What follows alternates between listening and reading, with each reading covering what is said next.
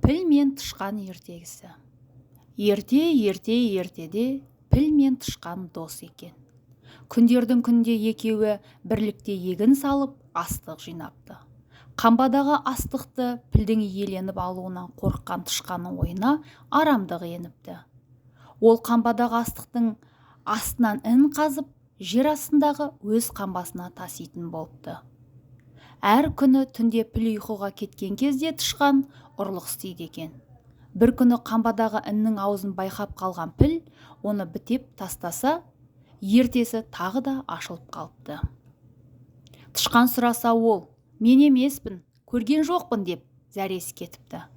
Ақыры тышқан бүкіл астықты ұрлап тауысыпты. Бар пәленнің тышқаннан келгенін енді ғана сезген аңқау піл ашуы келіп оған тап беріпті. Қуып жетіп табанымен тапталап, өлтірмекші болғанда тышқан інге кіріп құтылып кетіпті. Осылайша олардың достығы жаулыққа айналыпты. Күні бүгінге дейін пілдің тышқаннан інін көрсе, табанымен басып тұрып қалатыны сол өшпенділіктен қалған екен.